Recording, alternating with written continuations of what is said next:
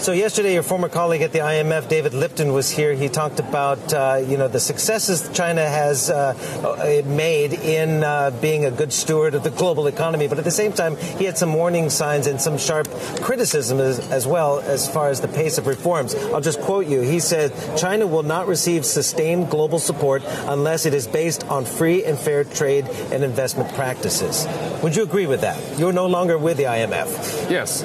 David is my former colleague, I think. I think China continue on the reform path, and in the sense, more market-oriented reform, more open up. If you see what happened in the financial sector, right? China just opened up a lot of foreign companies hold more than 51% shares, and in 3 years we have 100% ownerships. And you will see China further open up on both the financial sector investment issues. Is the pace faster? Yeah, the pace is faster. Yeah, I think those are very important. China, obviously, in the reform process from a planning economy, a closed economy to an open economy, market-based economy, it takes time. Yeah, that's right. I know David Lipton talked about China needs to see its own shortcomings. I've reported on China long enough. I know China sees its own shortcomings, right? Yeah. But again, it's about the pace of reform and about the industrial policy distortions that are there with the state-owned enterprises. Is this the year that they're really going to tackle, now that Xi Jinping truly has a mandate into a second term, is this where he's going to really tackle these sensitive issues with the vested interests at the state-owned enterprises? I think the financial sector is the key issue. Yeah. Because the risk is still there. The scheduled banking sector's off-balance sheets expansion is still so strong, so fast in the past few years. Transparency is not all there. So I think the risk is still there. Debt ratios is still way high, more than 200% of GDP. So I will say the financial risk is still the key challenge for China's economy today. So authority will deal with that first. And the SOE reform is also important. Because the SOE reform is coincided with three things. Number one is overcapacity. Yes. Right. And number two is vested interest as well. So we need to do the SOE reform to solve the overcapacity issues. Then China can move to a more effective, balanced growth path. How much GDP, though, are they willing to sacrifice to meet these challenges and deleverage and get credit growth down and take out those risks in the state-owned enterprises? Li Keqiang says 6.9 likely in 2017, 6.7 in 2018. Could we go lower than that? Well, that's a very good question. I think China is very careful balance the growth and the risk. And 6.9 for last year. I think this year probably will be a little lower. But the quality has become the most important thing. I think the message for the Chinese authorities is very clear. The growth, but more growth from the quality growth.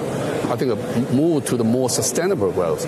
So in that sense, the number is important, but it's not that important. Right. So I think we should not pay too much attention on the number issue. That's why they've moved to more of a range. Of a forecast. Exactly. But again, I think that's good. I always support that policy, even when I was in IMF. Yeah. You told me that. I know numerous times. But will China succeed in reining in credit growth? Credit growth in the first part of the year is always top-loaded. It's always the numbers tend to blow away. No, actually, if you're looking for the few things, if you think that that's growth is really stalled. That's GDP ratio, right? Debt to GDP could be 320% by 2022. But if you're looking for the last year, it's stalled. So I don't think it will be that level by 2022. I don't think so. So the debt growth is slower. It's number one. If you're looking for the M2 growth rate, it's much lower, right? So deleveraging continues on the way.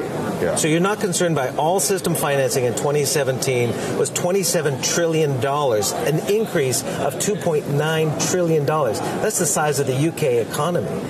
Well, the credit growth, I think, you have to see the structures. The household credit growth is very strong, I think, particularly.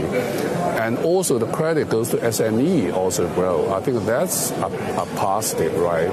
And you talk about the growth from the different part of the economy. Actually, SOE today account a small portion of the growth. They account a small portion of the GDP and an even smaller portion of the growth.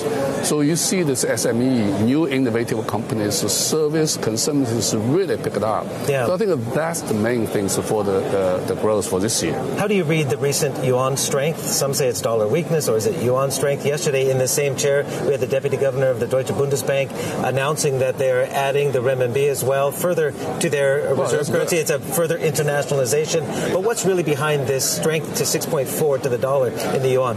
Well, you have to see the dollar first, right? Yeah, right. The dollar is weakening, right? So, but if you see the RMB exchange rates against the basket currency doesn't change very much, though.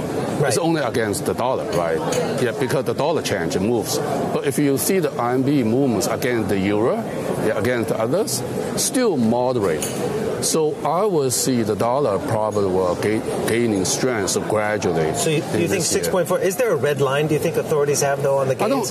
I don't think that's a red line, and because China determined to put exchange rates on the very much market based, so exchange rate flexibility will be bigger. So the market and whatever the company should accept that one. The stable exchange rate is not a normal situation. But big news that Germany, now France, have added the renminbi to their reserve after the IMF in the SDR and the ECB announced as well. That's good news. I think more and more countries will put RMB into their reserve basket. So I think that's great news. But still, in terms of the size, it's still relatively small. Yeah.